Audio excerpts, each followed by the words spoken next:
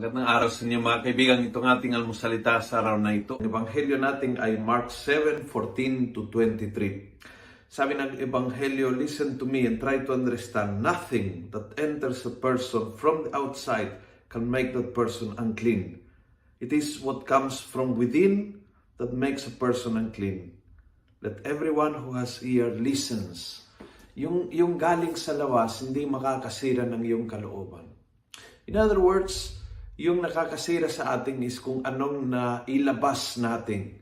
Doon lumalabas ang galit, lumalabas ang pagkamakasarili, lumalabas ang sama ng loob, lumalabas ang ating palahusga na ugali, lumalabas ang ating makasarili at walang iniisip kundi yung sariling interest, lumalabas ang ating taking advantage of people, lumalabas yung kasalanan is in what comes out of you.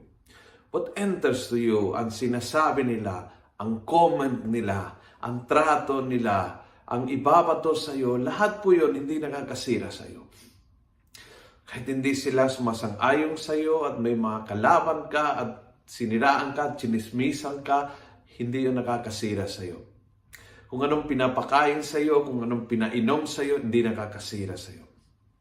Kung anong palabas na mayroon dyan, hindi nakakasira sa iyo. But everything na nakakasira is yung pinapasok mo sa iyong loob, and therefore, yung po'y nakaka-corrupt sa iyo, and therefore, yung palabas, yan po'y may intention na hindi mabuti, na hindi dalisay, na hindi maganda, at yun ang nakakasira sa atin.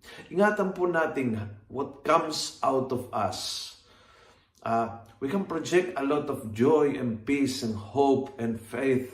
Or we can project a lot of anger and selfishness. And ingatan mo, kasi yung lumalabas, yung umaapaw mula sa iyong puso, yun talaga yung nakakasira.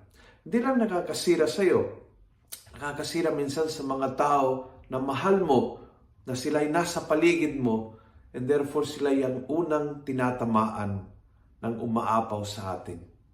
Siguraduhin natin na good things come out of our good heart. Kung nagustuhan mo ang video nito, please pass it on. Punuin natin ng good news sa social media. Gawin natin viral, araw-araw ang salita ng Diyos. God bless.